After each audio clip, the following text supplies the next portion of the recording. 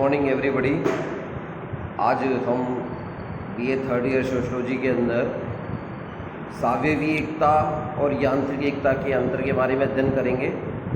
इसके अतिरिक्त श्रम विभाजन के परिणाम क्या होते हैं और इसकी समीक्षात्मक व्याख्या के बारे में चर्चा करेंगे। आज की ये क्लास कल वाली क्लास से आगे है।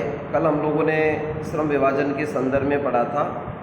आज उससे आगे जब परीक्षा में प्रश्न आए कि दुर्खिम के यांत्रिक सुदृढ़ता व सावयवी सुदृढ़ता के बारे में परिचय देते हुए उसकी आलोचनात्मक व्याख्या कीजिए, तो आज का जो व्याख्यान है ये समीक्षात्मक या आलोचनात्मक व्याख्या की दृष्टि से श्रेष्ठ रहेगा। कल हम लोग श्रम विभाजन के कारण के संदर्भ में श्रम विभाजन की मूल प्रकृति क्या है इसके बारे में पढ़ चुके हैं। आज हम प्रारंभ करेंगे कि यांत्रिक एकता जो कि आदिम समाजों में पाई जाती है और सावयवी एकता जो कि आधुनिक श्रम विभाजन वाले समाज का लक्षण है, उनमें क्या मूल अंतर है और श्रम विभाजन के असामान्य स्वरूप क्या होते हैं, इनके संदर्भ में हम चर्चा करेंगे। प्यारे विद्यार्थियों, सबसे पहले यांत्रिक एवं सावयवी एकता में अंतर, difference between mechanical and organic solidarity. देखिए, यांत्रिक एकता व्यक्ति को बिना किसी मध्यस्थ के समाज से सीधे जोड़ देती है, जबकि सावयवी एकता में सदस्यों की पारस्परिक निर्भरता उन्हें समाज से प्रत्यक्ष रूप से जोड़ती है। इसका अर्थ है कि आदिम समाजों के अंदर व्यक्ति बिना किसी माध्यम के समाज से सीधा जुड़ता है, क्योंकि वो प्रत्येक प्रकार के कार्य को करने में ऑलराउंडर होता है। शिकार खुद करेगा, खुद का आवास बनाएगा, भोजन व्यवस्था का जो भी उन लोगों की व्यवस्था है उसके अंदर भागीदारी निभाएगा। महिलाएं घर पर उसे पकाने का कार्य करेंगी और ये व्यक्तिगत रूप से जो इनकी चेतना है ये यांत्रिक एकता की चेतना में परिवर्तित होती है। लेकिन आधुनिक समाज के संदर्भ में जब हम सावयवी एकता के बारे में जानते हैं तो इसमें सावयव अलग अलग अंग अलग अस्तित्व रखता हुआ दूसरे पर निर्भर रहता है और ये डायरेक्ट जुड़ता है, क्योंकि उसके स्वार्थ टकराते हैं और उन स्वार्थों की पूर्ति उसे आवश्यकताओं की पूर्ति के रूप में होती है। सावयवी एकता में आधुनिक समय में हर व्यक्ति दूसरे व्यक्ति पर निर्भर है और उससे जुड़ा रहता है। उदाहरण के लिए, हम प्रातःकाल उठते हैं और हमारा टूथब्रश टूट जाता है तो हम दुकानदार पर डिपेंड हो गए। हम दुकानदार के पास जाके टूथब्रश लाएंगे, उसके बाद ही हम अपनी दिनचर्या प्रारंभ कर सकते हैं। अगर यही स्थिति आदिम समाज के संदर्भ में होती तो उसे किसी दुकानदार के पास जाने की जरूरत नहीं थी, वो सीधा नीम की दातुन तोड़ता और अपना दांत मांझकर अपनी दिनचर्या को प्रारंभ कर सकता था। तो यहाँ हम डिपेंड हैं। दूसरी चीज़, सुबह उठते ही हमें चाय चाहिए और चूँकि हम पशुधन हम रखते नहीं, हम डेयरी पर निर्भर हैं, वहाँ से दूध आएगा तब हम चाय बनेगी, तब हमारी दिनचर्या का शुभारंभ होगा। हम पल पल पर अगर हम एनालिसिस करें तो दिन भर किसी न किसी रूप में अन्य लोगों पर निर्भर रहते हैं और ये निर्भरता का जो परस्पर निर्भरता का भाव है यही हमें सावयवी एकता के रूप में जोड़ता है। दूसरे अंतर के रूप में यांत्रिक एकता समाज में सामूहिक रूप को प्रकट करती है, अर्थात समाज की भावनाएं, विश्वास जो पाए जाते हैं उसे समाज के सभी सदस्य समान रूप से स्वीकार करते हैं और उसके पीछे एक भाव ये भी छिपा है कि समाज की भावनाओं का यदि उल्लंघन कर दिया गया तो निश्चित तौर पर वो पूरे समाज के विरुद्ध अपराध माना जाएगा। जबकि सावयवी एकता में कार्यों की भिन्नता और विशेषीकरण पाया जाता है जो पारस्परिक संबंधों की एक निश्चित व्यवस्था को जन्म देता है। देखिए, यहाँ सावयवी एकता में भावनाओं, विश्वासों का कोई सरोकार नहीं है, जबकि यांत्रिक एकता में वो सामूहिक रूप से प्रकट होती है और उनका सम्मान किया जाता था। अंतर के रूप में हम समझ सकते हैं कि यहाँ विशेषीकरण पाया जाता है, पारस्परिक संबंधों की एक निश्चित व्यवस्था को जन्म दिया जाता है। तीसरे अंतर के रूप में यांत्रिक एकता का आधार समाज में व्याप्त समानता है, यानी वह हर व्यक्ति समान है विचार के आधार पर, परंपरा के आधार पर, कार्यशैली के आधार पर, जबकि सावयवी एकता का आधार भिन्नता है, विशिष्टता है। हम कह सकते हैं कि यांत्रिक एकता समानता पर आधारित है, जबकि सावेवी एकता एक श्रम विभाजन वाला ऐसा समूह है जो भिन्नता पर आधारित है। चौथे अंतर के रूप में यांत्रिक एकता की अभिव्यक्ति दमनकारी कानूनों में होती है, जबकि सावेवी एकता प्रतिकारी कानूनों में। इसका अर्थ है कि यांत्रिक एकता वाला समाज जो आदिम समाज के समतुल्य है, उसमें जैसे को तैसा सिद्धांत पर दंड दिया जाता है।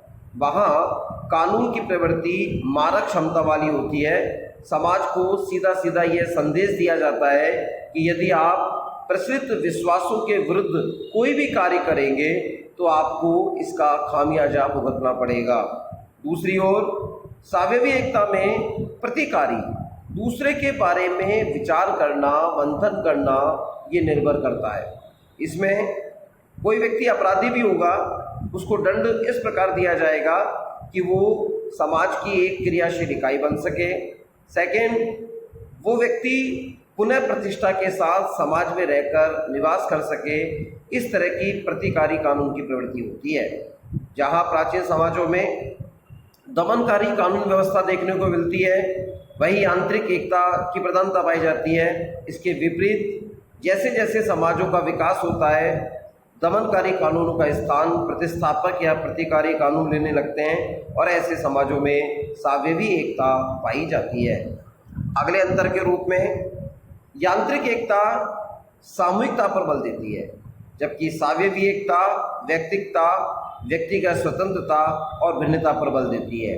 उदाहरण के लिए, अगर कोई व्यक्ति आज के संदर्भ में प्रेम विवाह करना चाहे तो प्रेम विवाह उसकी व्यक्तिगत विचारधारा है। यहाँ सावेवी एकता वाले समाज में उसका इतना विरोध नहीं होगा और वो अपनी व्यक्तिगत स्वतंत्रता के आधार पर कार्य कर सकता है। लेकिन आदिम समाज, परंपरागत समाज, या जिसे हम कहते हैं गिरिजन, पिछड़े हिंदुओं का समाज, जिसे J.S. गुरिये कहते हैं, उन समाजों में जो यांत्रिक एकता पाई जाती है वो सामूहिकता पर बल देती है। अगर वहाँ व्यक्ति इंटरकास्ट मैरिज में या प्रेम विवाह के संदर्भ में चर्चा भी करेगा तो उसके उस विचार को कुचल दिया जाएगा। वहाँ उसे नई तरह की शिक्षाएं दी जाएंगी कि तुम्हारे इस कृत्य से समाज में अनुशासन भंग होगा, और वो सामूहिकता के आगे अपनी उस इच्छा को दबा देगा, यानी उसे किसी स्थिति में प्रेम विवाह या इंटरकास्ट मैरिज नहीं करने दी जाएगी। तो इस आधार पर हम समझ सकते हैं कि यांत्रिक एकता सामूहिक नीति संगत नियमों के आधार पर चलती है, जबकि सावेवी एकता में व्यक्तिगत विचारधारा, व्यक्तिगत स्वतंत्रता और विशिष्टता, भिन्नता पर ज़्यादा बल देते हैं। अगला अंतर है यांत्रिक एकता की शक्ति सामूहिक चेतना में पाई जाती है, जबकि सावेवी एकता की उत्पत्ति कार्यात्मक भिन्नता पर निर्भर है। सामूहिक चेतना की शक्ति जब ह्रास होने लगती है, यानी जब सामूहिक चेतना में कमी आने लगती है, तो इसका सीधा अर्थ है कि सावेवी एकता में वृद्धि हो रही है। इस प्रकार सामूहिक चेतना और सावेवी एकता परस्पर विरोधी दिशाओं में गमन करते हैं। सावेवी समाज की सुदृढ़ता सामूहिक प्रतिनिधि द्वारा बनी रहती है। देखिए, यहाँ सामूहिक प्रतिनिधि का मतलब थोड़ा हम दुर्खीम की उस अवधारणा से जोड़ सकते हैं जिसमें उन्होंने सामूहिक प्रतिनिधान की अवधारणा दी थी। यहाँ प्रतीकों के माध्यम से विचार और समूह का प्रतिनिधित्व होता है। आज हम मार्केट का उदाहरण देखें तो आज ब्रांड पॉलिसी चल रही है। हर कोई ब्रांड अपनी लोकप्रियता के आधार पर अपनी विशिष्ट पहचान बनाए रखता है। आज मान लीजिए अमेजन कोई ब्रांड है, तो अमेजन के पीछे एक बहुत बड़ा मार्केट समूह जुड़ा होगा और वो एक कहीं ना कहीं अमेजन एक उत्पाद के क्रय विक्रय उस तक घर तक पहुंचाने की व्यवस्था का प्रतिनिधित्व करता है। जोमेटो नाम से स्पष्ट है कि खाने पीने की वस्तुओं के संदर्भ में व्यक्तियों की आवश्यकता पूरी कर रहा है। तो ये जोमेटो का जो लोगो होगा वो वहाँ जन भावनाओं की भोजन संबंधी व्यवस्थाओं का प्रतिनिधित्व करेगा। सातवें अंतर के रूप में यांत्रिक एकता व्यक्ति और समाज के बीच प्रत्यक्ष एवं सीधा संबंध स्थापित करती है। व्यक्ति अपने विचारों एवं कार्यों में समाज को ध्यान में रखता है, जबकि सावेवी एकता में व्यक्ति और समाज के मध्य सीधा संबंध नहीं होता बल्कि अप्रत्यक्ष होता है। वह विशिष्ट कार्यों के लिए अन्य व्यक्तियों पर निर्भर होता है।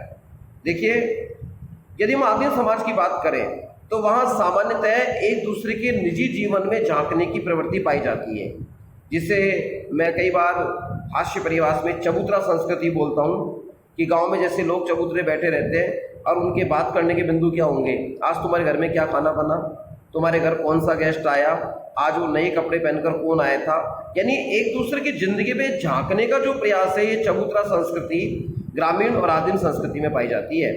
जबकि सावेवी समाज में ऐसा नहीं है, वह पर्सन टू पर्सन काम के आधार पर, स्वार्थ के आधार पर बात होगी। आप इसे मल्टी स्टोरी गेटेड सोसाइटी के रूप में देख सकते हैं कि ए ब्लॉक में कौन रह रहा है, बी ब्लॉक में कौन रह रहा है। आप यहाँ तक तो छोड़िए, एक ही मल्टी स्टोरी के ऊपर नीचे के फ्लैट में शर्मा जी और गुप्ता जी अगर रह रहे हैं तो एक दूसरे की ज़िंदगी के बारे में नहीं जानते। हाँ, यदि उनको उनसे काम होगा तो बड़ी विनम्रता से बात करके वो अपना स्वार्थ सिद्धि करने में लग जाएंगे। जबकि आदिम समाज, यांत्रिक एकता वाले समाज में ऐसा नहीं है। वहाँ सर्वजन सुखाय सर्वजन हिताय की भावना के आधार पर सामूहिकता पाई जाती है। जबकि सावेवी समाज की एकता वाले समाज में स्वार्थ, विशिष्ट कार्य, व्यक्ति की निर्भरता उस पर निश्चित होती है। आठवां अंतर है, यांत्रिक एकता व्यक्तित्व के विकास में बाधक और प्रतिकूल है। इस प्रकार के एकता वाले समाज में सामान्य भावनाओं, प्रवृत्तियों का प्रभुत्व पाया जाता है। वह व्यक्तिगत विशेषताओं और मौलिकताओं का विकास नहीं हो पाता, परंतु व्यक्ति पर समूह छाया रहता है। व्यक्तिगता शून्य हो जाती है। यानी यांत्रिक एकता वाले समाज में व्यक्ति का कोई वजूद नहीं है। वह नियम, कानून, विश्वास, परंपराओं पर अपने जीवन को संचालित करता है। दूसरी ओर सावेवी एकता वाले समाज में व्यक्ति के विकास के पूर्ण अवसर होते हैं। वह समूह व्यक्ति के व्यक्तित्व को निगलता नहीं है, किसी की इच्छाओं को दबाया नहीं जाता, बल्कि उन्हें निखारा जाता है। दुर्खिम ने बताया कि सावेवी एकता वाले समाज में प्रत्येक व्यक्ति का अपना कार्य क्षेत्र होता है, स्पेसिफाइड उसका वर्क एरिया है, वो उसके लिए स्पेशल है, विशिष्ट है, वह उसके लिए स्वतंत्र है, उसमें कोई भी नवाचार कर सकता है। लेकिन तुलनात्मक रूप से हम देखें, यांत्रिक एकता वाले समाज में जो चीज़ सदियों से चली आ रही है उसी की अनुपालना करनी होगी। लीक से हटकर कुछ करने की कोशिश की गई तो उस व्यक्ति का विरोध होगा। जबकि सावेवी एकता में अगर किसी ने लीक से हटके कार्य किया तो ये उसका क्रिएशन माना जाएगा, उसका सृजन माना जाएगा और लोग कहेंगे वाह देखो क्या नवाचार का प्रयोग किया है, ये काम ऐसा होता था, इस व्यक्ति ने नए तरीका अपनाकर नई विधि से इस कार्य को किया है, देखिए इस कार्य की कितनी सुंदर मौलिकता है। तो यहाँ इस तरह का भाव होता है। अगला अंतर है, यांत्रिक एकता में निर्जीव और अचेतन वस्तु ज़्यादा होती है। निर्जीव वस्तु का निर्माण करने वाले तत्व परस्पर घुले मिले होते हैं, वो अपनी पृथक क्रिया नहीं होती, वरना सभी हिलते जुलते रहते हैं। ऐसी स्थिति यांत्रिक एकता वाले समाजों में। जबकि सावेवी एकता की तुलना मानव शरीर के समतुल्य मॉडल से की गई है, जिसमें प्रत्येक अंग की अपनी विशिष्ट रचना होती है, स्वतंत्र एवं विशिष्ट कार्य होता है, फिर वे शरीर के साथ जुड़े होने के कारण एकता को प्रकट करते हैं। या मैं पुनः स्पष्ट कर दूं कि जैसे मानव शरीर में अलग अलग अंगों की अलग अलग क्रियाविधि है और वो अपनी एक प्रोसेस के अनुसार कार्य करते हैं। ये अंग स्वतंत्र रूप से कार्य तो कर रहे हैं, लेकिन अन्य संरचना के साथ इंटरकनेक्टेड हैं, परस्पर निर्भरता की स्थिति में होते हैं। लेकिन यांत्रिक एकता में निर्जीव और अचेतन वस्तुओं के साथ संबंध अधिक पाया जाता है। अगला अंतर है, यांत्रिक एकता में जीवन से संबंधित अनेक प्रकार की सामूहिक भावनाओं का प्रचलन पाया जाता है, जो समूह जीवन का आधार होती हैं। जबकि सावेवी एकता में भावनाओं के स्थान पर नियमों की परिधि को अधिक महत्व दिया जाता है। उदाहरण के लिए मैं धर्म का एक उदाहरण देता हूँ। यदि यांत्रिक एकता वाला समाज होगा और तेज बिजली कड़की, अंधकार आया, तो सभी लोग एक साथ इकट्ठा होकर क्या बोलेंगे कि लगता है इंद्र देवता नाराज हो गए, और समूह भावना उस अंधविश्वास पर टिकी होगी और वो उसकी पूजा अर्चना करने लगेंगे कि कहीं ऐसा नहीं हो कि बाढ़ आ जाए, तेज बारिश से उनके खेत खलिहान पशुओं को कोई नुकसान हो, इसलिए इंद्र की पूजा प्रारंभ कर दो। आज के सावेवी एकता वाले समाज में इस तरह की भावनाओं का कोई स्थान नहीं है। अगर आज तेज बारिश आएगी तो उसे मौसम विभाग की घोषणाओं के आधार पर उसकी व्याख्या की जाएगी। उन नियमों को अधिक महत्व दिया जाएगा कि बाढ़ आने के बाद हमें रेस्क्यू कार्यक्रम कैसे संचालित करने व बजाय इंद्रदेव की पूजा के बाढ़ आने के परिणामों को दृष्टिगोचर करते हुए उसके सुधार के कार्य किए जाएंगे। हो सकता है कि वहाँ पर सरकार के द्वारा तैराक स्थापित कर दिए जाए, मिट्टी से भरे हुए कट्टे पहुंचा दिए जाएं व रेस्क्यू ऑपरेशन की तैयारी कर दी जाए। वहां बजाय पूजा अर्चना के प्रैक्टिकली नियमों की परिधि के अंतर रहतेगत कार्य किया जाएगा। तो ये बहुत बड़ा वैचारिक अंतर है यांत्रिक और सावयवी एकता के संदर्भ में। यांत्रिक एकता में अपराध जो होते हैं उनके स्वरूपों की संख्या अधिक होती है। फॉर्म्स ऑफ क्राइम वो बहुत ज़्यादा होंगे। परिवार, यौन जीवन, धर्म, राष्ट्र, सामूहिक जीवन, सामूहिक चेतना और व्यक्ति से एक निश्चित प्रकार का आचरण करने की अपेक्षा करते हैं। व्यक्ति की एक छोटी सी भूल अपराध की श्रेणी में आ जाती है, जबकि सावयवी एकता में अपराधों के प्रकारों की संख्या कम हो जाती है। परिवार विवाह से संबंधित अपराध तो लगभग प्राय समाप्ति माने जाते हैं। इसका अर्थ है अगर किसी व्यक्ति ने प्राचीन परंपराओं या आदिम परंपराओं के अनुसार यांत्रिक एकता वाले समाज में किसी बुजुर्ग को प्रणाम नहीं किया तो यह उस बुजुर्ग के पगड़ी की सम्मान की अवहेलना मानी जाएगी। हो सकता है इस बात के लिए उसे दंड दे दिया जाए। अगर वो किस व्यक्ति के साथ संबंध रख रहा है, वो किस व्यक्ति के साथ यौन संबंधों को स्थापित करेगा, इनके बड़े गूढ़ नियम होते थे। वहाँ कुछ निपटा भी व निषेध के नियम पाए जाते थे, लेकिन आजकल ऐसा नहीं है। सावयवी समाज के अंदर यहाँ परिवार विवाह संबंधी अपराधों की संख्या कम हो गई। अब कोई व्यक्ति सामान्य भूल कर दे, अगर किसी को नमस्ते नहीं किया तो इससे ईगो नहीं बनाया जाता है कि इसने मेरे सम्मान की अवहेलना की है। हो सकता है वो भूल गया हो सकता है वो आधुनिक तरीके से हलवाई करके इस बात की क्रियान्विति कर दे, तो वहाँ ज़्यादा इसको अपनी प्रतिष्ठा के साथ, अपने अहम के साथ समाहित नहीं किया जाएगा। इसके आगे यांत्रिक एकता का संबंध खंडात्मक सामाजिक संरचना से है, जिसमें प्रत्येक अंग समान प्रकार की सामाजिक क्रियाओं को दोहराएगा, जबकि सावयवी एकता में संगठित संरचना पाई जाती है। विशिष्ट कार्यों को करने के लिए विशिष्ट समूह होते हैं, जो कि जैसा कि पहले बताया जा चुका है परस्पर निर्भर होते हैं। यहाँ खंडात्मक सामाजिक संरचना का अर्थ है कि व्यक्ति खंड खंड में एक समूह विशेष में आंतरिक संरचना के आधार पर असंगठित होता है। उसमें संरचनात्मक रूप से भेद होते हैं, जबकि सावयवी एकता में संगठित संरचना पाई जाती है। यांत्रिक एकता में धर्म की प्रधानता पाई जाती है। विवेक शून्यता की स्थिति में धर्म को महत्व मिलेगा।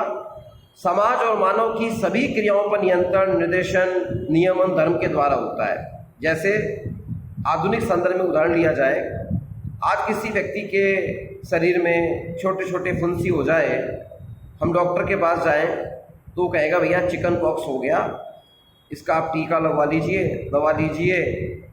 लेकिन यही काम यदि यांत्रिक समाज वाले किसी व्यक्ति के साथ होती तो उसे डॉक्टर के पास लेके नहीं जाते, उसके झाड़ फूंक होती और क्या कहा जाता, इसकी छोटी माता का असर हो गया, बड़ी माता का असर हो गया, या माता माई नाराज हो गई और उसके लिए वो धार्मिक अनुष्ठान करने की ओर अग्रसर हो जाएंगे। तो ये बहुत बड़ा अंतर है कि यांत्रिक एकता में धर्म प्राथमिकता पे है और सावयवी एकता में धर्म का प्रभाव घट रहा है, इसका विशेषीकरण हो जाता है और व्यक्ति लॉजिकली सोचता है, तार्किक आधार पर सोचता है।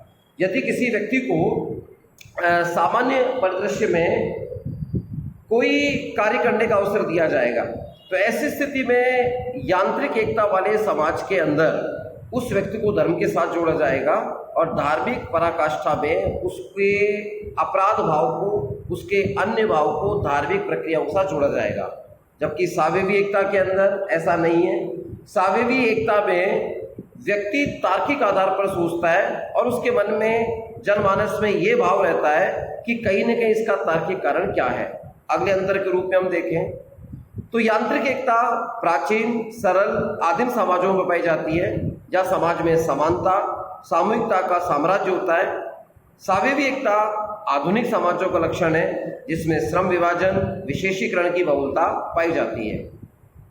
यांत्रिक एकता में भेदभाव नहीं होता, सावयवी समाज में विविधीकरण होता है और कार्य की विशिष्टता, दक्षता विविधीकरण को जन्म देती है। अगले अंतर के रूप में यांत्रिक समाज की सुदृढ़ता नैतिकता पर आधारित होती है। लोग परंपरा के अनुसार अपने दायित्व निर्वाह की भावना से प्रेरित होकर कार्य करते हैं, जबकि सावयवी समाज की सुदृढ़ता समझौते, संविदा, कॉन्ट्रैक्ट पर आधारित होती है। समझौते का पालन करना उसका दायित्व माना जाता है। अंतिम अंतर के रूप में यांत्रिक एकता वाले समाजों में श्रम विभाजन एवं विशेषीकरण का अभाव होगा, जबकि सावयवी समाज में इन दोनों की बहुलता होगी। दुर्खिम का मत है कि सावयवी एकता संविदात्मक संबंधों को जन्म देती है। श्रम विभाजन में लोग अलग अलग प्रकार के कार्य करते हैं, समझौतों के आधार पर एक दूसरे को सहयोग देते हैं, सेवाएं प्राप्त करते हैं। और दुर्खिम ने सामाजिक उद्विकास का संबंध भी श्रम विभाजन और सामाजिक एकता से जोड़ा। प्रारंभ में समाज यांत्रिक एकता पर निर्भर था, जिसमें श्रम विभाजन एवं विशेषीकरण नहीं था। दमनकारी कानून प्रचलित थे, सामूहिक चेतना प्रबल थी, समूह समानता की प्रधानता थी। धीरे धीरे समाज में सदस्यों की संख्या और आवश्यकताओं में वृद्धि हुई तो श्रम विभाजन और विशेषीकरण पनपा, व्यक्तिगत भिन्नता बढ़ी, प्रतिकारी कानून बने, सामूहिकता का आस्वा और व्यक्तिकता में वृद्धि हुई। समरसता का स्थान भिन्नता ने ले लिया। ऐसे समाजों में सावयवी एकता पाई जाती है। इस प्रकार समाज के उद्विकास के दौरान यांत्रिक एकता और धर्म का प्रभाव क्रमशः घटता जाता है और सामाजिक संरचना की जटिलता में वृद्धि होती है। यहाँ एक विशेष बात आप ध्यान रखें, दुर्खिम यह भी स्वीकार नहीं करते कि श्रम विभाजन के कारण मानव के सुख में वृद्धि होती है या सुख वृद्धि की इच्छा श्रम विभाजन को जन्म देती है। श्रम विभाजन एक सामाजिक तथ्य है जिसका विश्लेषण मनोविज्ञान का कार्य है, समाजशास्त्र का नहीं है। श्रम विभाजन के परिणाम। दुर्खिम ने श्रम विभाजन के विभिन्न परिणामों का उल्लेख किया है जो निम्नलिखित है। प्रकार्यात्मक स्वतंत्रता और विशेषीकरण। इसका अर्थ है कि श्रम विभाजन का एक परिणाम यह होता है कि कार्यों के विभाजन के साथ साथ व्यक्ति को कार्य करने की स्वतंत्रता और उसकी गतिशीलता में वृद्धि होती जाती है। इससे कार्यों के परिवर्तन के अवसर बढ़ जाते हैं और श्रम विभाजन में व्यक्ति अपनी क्षमताओं को विशिष्ट कार्य में लगा देता है। इन क्षमताओं का उपयोग होने से दिनों दिन परिष्कृत होती जाती है। श्रम विभाजन का यह परिणाम यह भी है कि व्यक्तियों के कार्य उनके शारीरिक लक्षणों से स्वतंत्र हो जाते हैं। फलस्वरूप कार्यों की परिवर्तनशीलता बढ़ जाती है। इस प्रकार प्रकारिका संरचना से स्वतंत्र होना, उनका गतिशील होना, विशिष्ट होना प्रगति की एक निशानी है और प्रकार्यात्मक जटिलता में प्रगति का रहस्य है। इसका आशय विद्यार्थियों ये है कि जब आदमी शरीर के मस्तिष्क वाले पार्ट से सोचेगा, उसके हिसाब से योजना बनाएगा। आप समझ लीजिए श्रम विभाजन के परिणाम से वो रणनीतिकार बन रहा है, वो सावयवी एकता के नियमों के अनुसार कार्य करेगा। और यदि वो बॉडी को, शरीर को मेहनत करने में काम ले रहा है, मैकेनिज्म करने में काम ले रहा है, इट मीन्स वो अभी ट्रेडिशनल वे में है, परंपरागत तरीके अपना रहा है, तो यहाँ श्रम विभाजन की अनुपस्थिति देखी जाएगी। दूसरा, जब समाज में श्रम विभाजन होता है तो सभ्यताओं का विकास होता है। दुर्खिम ने सभ्यताओं को श्रम विभाजन का परिणाम माना। निश्चित सी बात है कि जब कुशल कारीगर, कुशल शिल्पकार अपने किसी कार्य को करेंगे और उन कार्यों को करने से श्रम विभाजन का विकास होगा तो निश्चित तौर पर एक स्पेशलिटी, एक विशिष्टता का माहौल बनेगा। वैसे वैसे नई सभ्यता विकसित होगी। यहाँ मैं स्पष्ट कर दूँ, संस्कृति और सभ्यता दोनों आपस में गुथे हुए हैं। अगर हम किसी गुलाब के फूल की परिकल्पना करें तो फूल की पत्तियों को हम स्पर्श कर सकते हैं। ये एक प्रकार का अभौतिक भौतिक परिवेश में संस्कृति का रूपक है, और उस फूल की जो सुगंध है वो यहाँ पर अभौतिक पर्याय के रूप में है, यानी फूल को टच किया भौतिक, फूल की खुशबू अभौतिक, अभौतिक और भौतिक का मिश्रण कहीं ना कहीं पर्याय के रूप में सभ्यता और संस्कृति के रूप में देखा जाता है। इसलिए हम कह सकते हैं कि जो जो जनसंख्या के आकार घनत्व में वृद्धि होती है, श्रम विभाजन में भी वृद्धि होगी, इससे सभ्यता विकसित होगी। दुर्खीम के अनुसार श्रम विभाजन का लक्ष्य और कार्य सभ्यता का विकास नहीं बल्कि उसका एक आवश्यक परिणाम है, यानी इसका मोटिव ही नहीं होता कि सभ्यता बनेगी, ये स्वतः ही परिणाम के रूप में विकसित हो जाती है। नेक्स्ट है सामाजिक प्रगति। सामान्यतः कहा जाता है कि परिवर्तन से प्रगति होती है और श्रम विभाजन परिवर्तनों को जन्म देता है। परिवर्तन प्रकृति का एक शाश्वत नियम है जो सदैव होता रहता है, और परिवर्तन के रुकने पर निश्चित तौर पर प्रगति भी रुक जाती है। प्रगति के रुकने का तात्पर्य क्या होगा? समाज में स्थिरता आ जाना, परंपरावादिता, अंधविश्वास का आ जाना, उनका जीवन अस्तित्व खतरे में पड़ जाना। दुर्खीम परिवर्तन की प्राकृतिक एवं मनोवैज्ञानिक व्याख्या के स्थान पर सामाजिक व्याख्या पर बल देते हैं। उनका मत है कि समाज की प्रगति एवं परिवर्तन का कारण है समाज गतिशील है, यदि समाज रुक जाता है तो प्रगति रुक जाएगी। परिवर्तन एवं प्रगति का मुख्य कारण एकमात्र श्रम विभाजन कहलाता है। सामाजिक परिवर्तन एवं व्यक्तिगत परिवर्तन। जब समाज में श्रम विभाजन होगा तो दुर्खीम कहते हैं कि व्यक्तिगत एवं सामाजिक परिवर्तन के लिए इसका एकमात्र कारण श्रम विभाजन है, और इसे ही वो उत्तरदायी मानते हैं। समाज में परिवर्तन के लिए जनसंख्या का आकार, वितरण और घनत्व में होने वाला परिवर्तन उत्तरदायी कारक होता है। इसी कारण से समाज में श्रम विभाजन पैदा होता है। सामाजिक परिवर्तन के कारण ही समस्त व्यक्तिगत परिवर्तन भी होते हैं, क्योंकि व्यक्ति समाज का ही अंग है। नेक्स्ट है नवीन समूह की उत्पत्ति और अंतर्निर्भरता। श्रम विभाजन के परिणाम स्वरूप विशेष प्रकार के कार्यों में लगे व्यक्तियों में विशेष प्रकार के हितों का विकास हो जाता है, जिनकी रक्षा के लिए विशेष वर्गों तथा समूह का निर्माण होता है। ये समूह अपनी आवश्यकताओं की पूर्ति के लिए परस्पर सहयोग करते हैं, उनमें अंतर्निर्भरता पाई जाती है, और जितना अधिक श्रम विभाजन होगा उतनी ही अधिक पारस्परिक निर्भरता बढ़ेगी। इस प्रकार श्रम विभाजन नवीन समूह, उनकी अंतर्निर्भरता और सहयोग को जन्म देता है। नेक्स्ट इसका जो व्याख्या के आधार पर निकाला वो है व्यक्तिवादी विचारधारा। देखिए, किसी भी समाज में जब श्रम विभाजन बढ़ेगा तो आपको ये अर्थ निकालना है कि वहाँ इंडिविजुअल आइडियोलॉजी, व्यक्तिवादी विचारधारा का प्रभाव बढ़ जाएगा, सामूहिक चेतना शिथिल हो जाएगी, उसका महत्व कम होता जाएगा और व्यक्तिगत चेतना में वृद्धि होगी। यहाँ व्यक्तिगत स्वतंत्रता और स्वार्थ बढ़ते हैं, व्यक्तिवादी विचारधारा को जन्म मिलता है और जीवन के प्रत्येक क्षेत्र में व्यक्तिवादी भावना का विकास होता है। प्रदत्त के स्थान पर अर्जित पदों का महत्व बढ़ने लगता है। अगला है प्रतिकारी कानून और नैतिक दबाव। श्रम विभाजन कानूनी व्यवस्था को बदल देता है। यांत्रिक एकता वाले समाजों में जहाँ सभी प्रकार की समानताएं पाई जाती हैं, दमनकारी कानून पाए जाते हैं, किंतु श्रम विभाजन और विशेषीकरण के कारण पारस्परिक संबंधों का विस्तार और जटिलता में वृद्धि होती है। तो ऐसी स्थिति में संविदात्मक संबंध पनपते हैं। कॉन्टेक्चुअल जो रिलेशनशिप है, व्यक्तिगत हितों की रक्षा के लिए प्रतिकारी कानून बनाए जाते हैं। श्रम विभाजन जहाँ एक तरफ व्यक्तिवाद को प्रोत्साहन देता है तो वहीं दूसरी ओर सामूहिक हितों से संबंधित नैतिकता को भी विकसित करता है, जो व्यक्तिगत चेतना, व्यक्तिगत स्वार्थ और स्वतंत्रता पर नियंत्रण रखती है। अगला बिंदु है सावयवी सामाजिक एकता। श्रम विभाजन के अभाव में समाज में जो एकता थी वह यांत्रिक प्रकार की थी।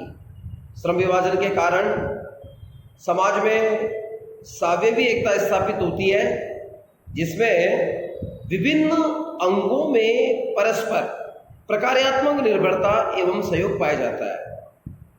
इस प्रकार की एकता का हम पूर्व में भी विस्तार से उल्लेख कर चुके हैं, जो कहीं न कहीं सावयवी एकता का प्रभाव थी।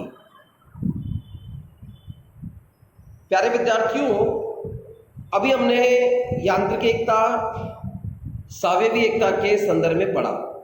उसके बाद श्रम विभाजन के परिणामों की व्याख्या की। अब हम एक नई विचारधारा को उठा रहे हैं, abnormal forms of division of labour. यानी ठीक है, श्रम विभाजन हो रहा है, अब इस श्रम विभाजन के कुछ असामान्य अबनॉर्मल कुछ फॉर्म्स आते हैं। ये क्या है? समाज में श्रम विभाजन जो पुस्तक है उसके तीसरे खंड के अंदर दुर्खीम ने श्रम विभाजन के इस प्रकार के असामान्य स्वरूपों का उल्लेख किया। वो कहता है कि श्रम विभाजन के जहाँ कुछ अच्छे परिणाम निकलते हैं, तो भाई ये भी तो हो सकता है ना उसके कोई नेगेटिव भी निकले। जैसे आज हम ये कहें कि आज के सावयवी समाज में हमको जनसंख्या की सुविधा, उसकी व्यवस्था के पर्याय में आवश्यकताओं की पूर्ति करने का माध्यम मिला है। जो जो पॉपुलेशन बढ़ रही है, लोगों की रिक्वायरमेंट बढ़ रही है, तो उसका हमारी आवश्यकता पूर्ति के रूप में सॉल्यूशन मिल रहा है। लेकिन भाई ये भी तो हो सकता है ना इसका नेगेटिव अप्रोच भी आ जाए। जैसे आज बच्चे ऑनलाइन क्लास ले रहे हैं, मैं विशेषकर छोटी कक्षाओं की बात कर रहा हूँ। घर वाले सोच रहे हैं क्लास ले रहे हैं, वो बच्चे क्लास ज्वाइन करके म्यूट कर देते हैं और वीडियो गेम खेलते हैं, वो अपने साथियों से पर्सनल चैट करने लगते हैं। घर वाले समझते हैं बच्चे पढ़ रहे हैं, तो ये साइड इफेक्ट ही तो है। ये कहीं ना कहीं इस नवीन विचारधारा की विशेषीकरण व्यवस्था का नेगेटिव एसेंस तो है, तो कहीं ना कहीं ये असामान्य स्वरूप की श्रेणी में आएगा। अच्छा, अब प्रश्न है कि श्रम विभाजन का प्रकार समाज में सावयवी एकता उत्पन्न करता है, लेकिन श्रम विभाजन के जो स्वरूप समाज में यदि एकता स्थापित नहीं करे तो उसे हम क्या कहेंगे? उसे हम कहेंगे अबनॉर्मल फॉर्म्स, असामान्य स्वरूप। असामान्य स्वरूपों के अध्ययन से हम सामान्य स्वरूपों को स्पष्ट समझ सकते हैं। सामाजिक एकता के लिए कौन कौन सी आवश्यक दशाएं हैं ये जान सकते हैं। और दुर्खीम ने इस अध्ययन के आधार पर 3 प्रकार के असामान्य स्वरूपों का उल्लेख किया। पहला है आदर्शहीन श्रम विभाजन, दूसरा है बला श्रम विभाजन तथा व्यक्तिगत कार्य की अपर्याप्तता वाला श्रम विभाजन। सबसे पहले हम बात करेंगे एनोमिक डिवीजन ऑफ लेबर, जिसे हम आदर्शहीन श्रम विभाजन कह सकते हैं। अब इसमें शब्द है एनोमिक, आदर्शहीन। आदर्शहीनता के बारे में दुर्खीम ने भी अध्ययन किया, मार्क्स ने भी अध्ययन किया। दुर्खीम का इसमें विशेष अध्ययन है। श्रम विभाजन की प्रक्रिया में कई बार ऐसा भी होता है कि उनके सामाजिक कार्यों में परस्पर तालमेल नहीं रह पाता।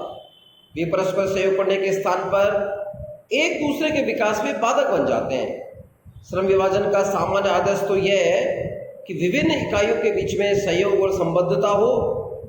अतः जब श्रम विभाजन विभिन्न कार्यों में असामंजस्यता पैदा कर दे तो उसे हम आदर्शहीन श्रम विभाजन कहेंगे। इस प्रकार का श्रम विभाजन से उत्पादन और विज्ञानों की एकता समाप्त हो जाती है। देखो, डिविजनल लेबर हुआ, आवश्यकता पूर्ति के लिए बैंकिंग क्षेत्र बने। अब बैंकिंग क्षेत्र बने सुविधा के विस्तार के लिए। अब मान लीजिए कोई व्यक्ति बैंकिंग क्षेत्र, कॉर्पोरेट लाइफ के रूल्स में अपना काम नहीं करवा पाए, बेवजह की कानूनगिरी के चक्कर में लोन पास नहीं करवा पाए, लेन देन नहीं कर पाए, तो हमको लगेगा कि बोझिल सा एक बोझ हमारे सर माथे मढ़ दिया गया है। फिर हमको लगेगा कि जब ये सामंजस्यता ही पैदा नहीं कर रहा, कहीं ना कहीं ये आदर्शहीन श्रम विभाजन है, इसकी जरूरत नहीं थी। इससे बढ़िया तो कम लोग बैठकर कम नियमों के आधार पर काम करते, तो फिर हमारी सहकारी समितियां भी कम नहीं थी। तो कई बार बैंकिंग क्षेत्र में, मार्केट के क्षेत्र में आदर्शहीन श्रम विभाजन के लक्षण देखे जा सकते हैं। आर्थिक क्षेत्र में इसका दोष क्या है कि श्रम विभाजन के कारण विशेषीकरण बढ़ता है, एकता की बजाय संघर्ष पनपती है, मालिक मजदूरों में संघर्ष होता है, हड़ताल, तालाबंदी, घेराव, क्रांति की घटनाएं बढ़ती हैं। ये क्या है? ये असामान्य तो है। व्यापारिक संकट, आर्थिक असफलता सावयवी एकता में बाधा उत्पन्न करते हैं और श्रम विभाजन के कारण जब विभिन्न सामाजिक कार्यों में सामंजस्य नहीं होता तो सहयोग के बजाय संघर्ष को जन्म देते हैं। जो कि विकास में बाधक है। श्रम एवं पूंजी का संघर्ष भी आदर्शहीन श्रम विभाजन का एक स्वरूप पाया जाता है। वैज्ञानिक क्षेत्र में यदि देखा जाए तो पहले विज्ञानों का विभाजन नहीं था। एक व्यक्ति एक साथ सभी विज्ञानों के बारे में ज्ञान प्राप्त कर सकता था, लाइक दिस। जैसे 9th क्लास में हम ज्योग्राफी, सोशलॉजी, पॉलिटिकल, इकोनॉमिक्स एक सामाजिक ज्ञान की किताबें पढ़ लेते हैं, ठीक इसी प्रकार सब विज्ञानों पर एक साथ अधिकार प्राप्त कर सकता था। इस प्रकार उस समाज विज्ञान में एकता पाई जाती थी। किंतु अब विज्ञानों का विभाजन हो गया तो व्यक्ति केवल एक ही विज्ञान से जुड़ा हुआ है। प्रत्येक विज्ञान की शाखाएं, उपशाखाएं हैं। प्रत्येक वैज्ञानिक अपने को अपने ही क्षेत्र का सिकंदर मानता है और इससे विज्ञानों की एकता नष्ट हुई।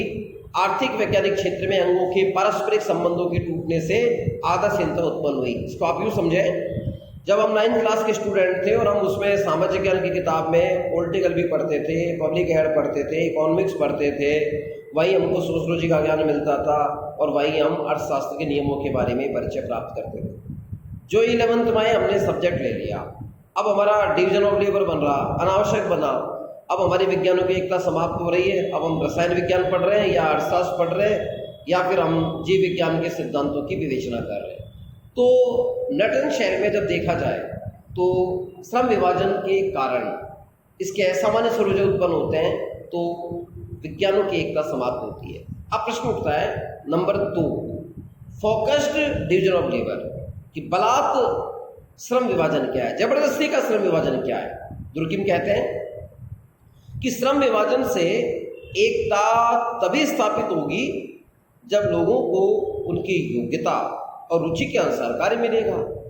वे वर्ग एवं जाति का उदाहरण देते हुए कहते हैं कि इनका निर्माण श्रम विभाजन के संगठित रूप को प्रकट करता है, किंतु कई बार ये एकता के बजाय महत्वाकांक्षी पीड़ा और दुख को जन्म देते हैं। विशेष रूप से जब ये लोगों को उनकी रुचि के अनुसार कार्य नहीं करने देते, जबरन उन्हें अपने पूर्व निश्चित कार्यों में बंधा रहना पड़ता है, तो उनसे शक्ति के द्वारा काम चलाया जाता है, तो ऐसा श्रम विभाजन निश्चित तौर पर समाज में पूर्ण एकता स्थापित नहीं करता, बल्कि ऐसे लगता है कि बाहर से थोपा गया श्रम विभाजन हम पर हो रहा है। इसका मैं बहुत अच्छा उदाहरण देता हूँ। एक आदमी परंपरागत शैली में बाजार की दशाओं में काम कर रहा था। अभी कोविड के परिदृश्य में ऑनलाइन लेन देन को ज़्यादा बढ़ावा मिला, क्योंकि रुपए पैसे टच करने से लग रहा था कि कोविड ना फैल जाए। अब इसमें क्या हुआ कि बहुत से ऐसे लोग थे जो बेचारे ऑनलाइन ट्रांजैक्शन के बारे में समझते नहीं थे।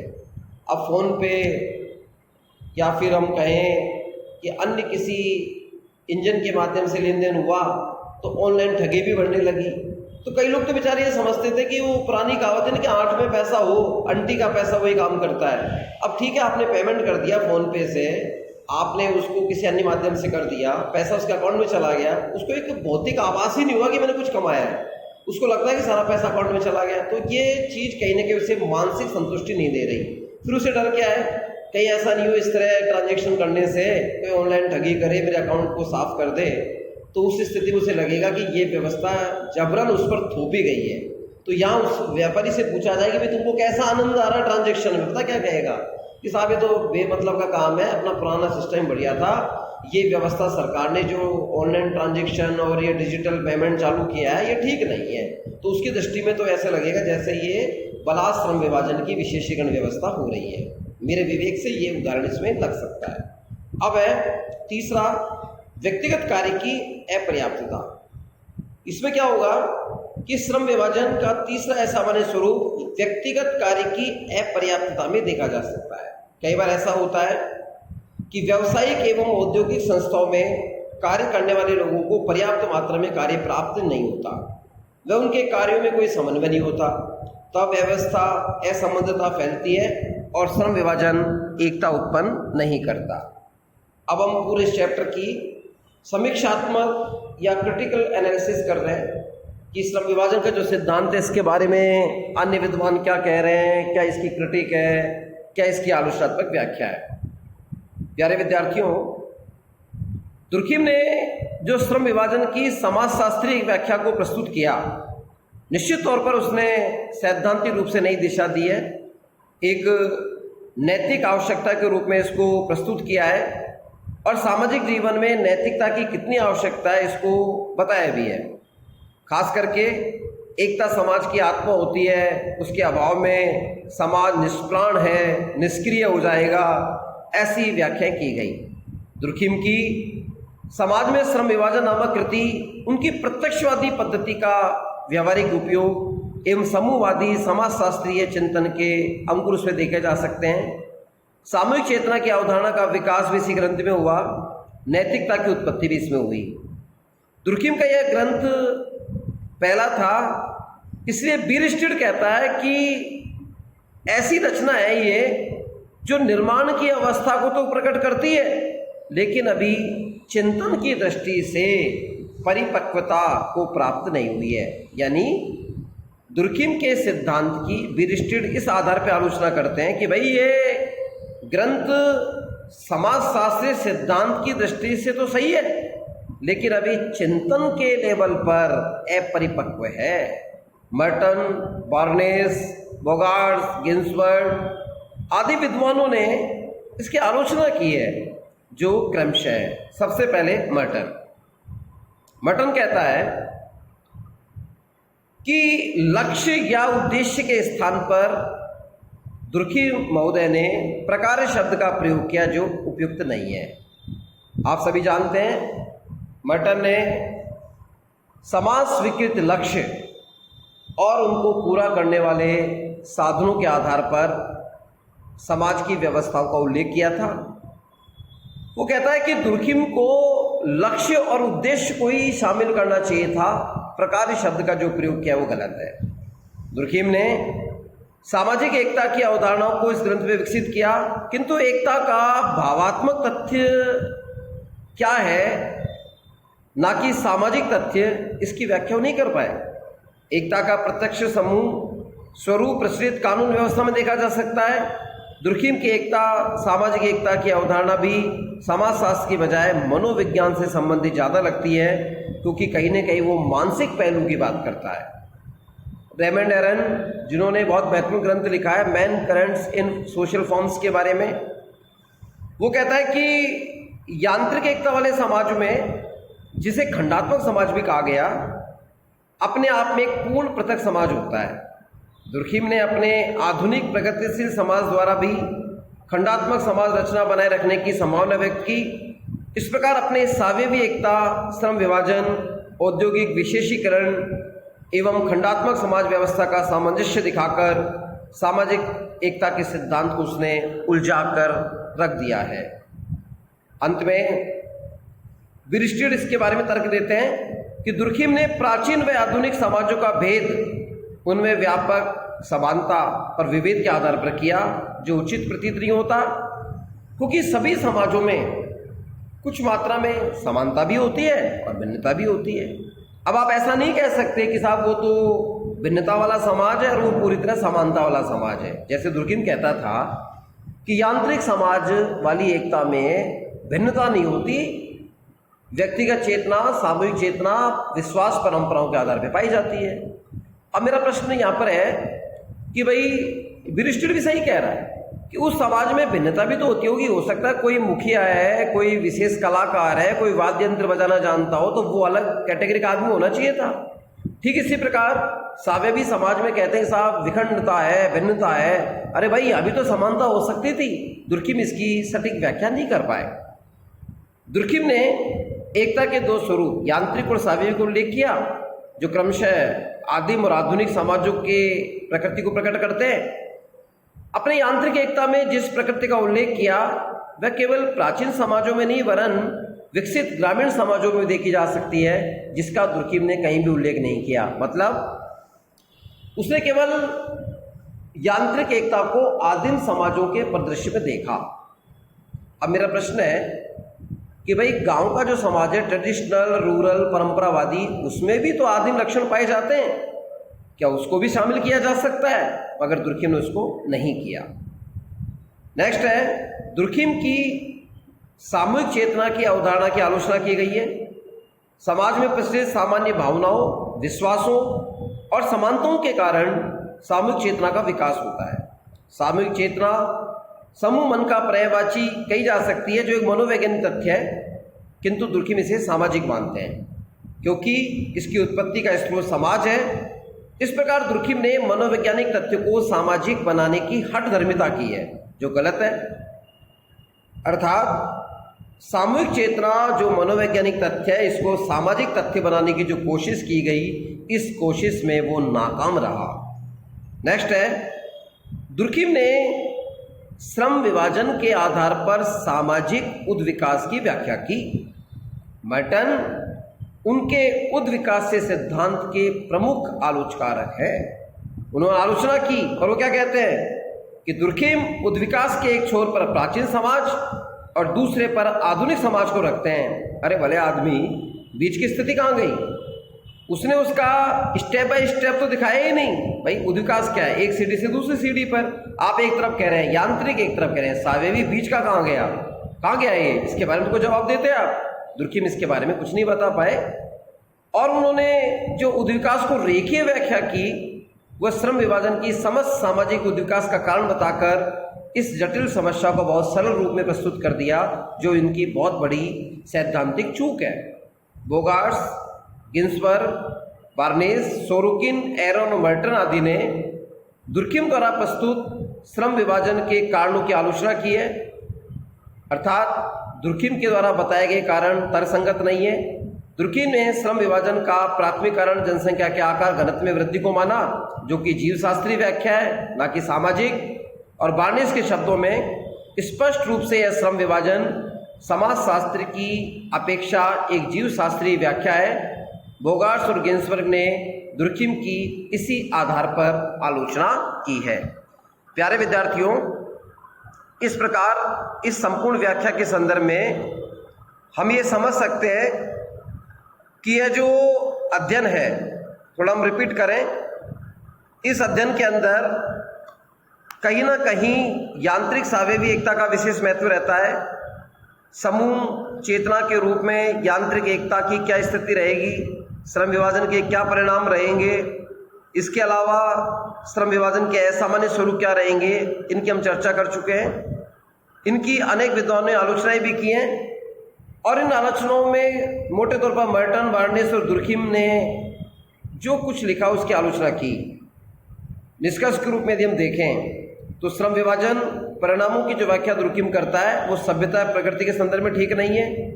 सोरोकिन कहता है कि दुर्खिम अपने ग्रंथ में प्रारंभ से लेकर अंत तक केवल सिद्ध करने का प्रयत्न किया कि समाज व्यक्ति का निर्माण करता है, उसके जीवन का आधार है। व्यक्ति समाज के समान कुछ भी नहीं है। इस प्रकार दुर्खिम व्यक्ति की तुलना में समाज को महत्व देने में अतिवादी हो गए, ये इसकी आलोचना होती है।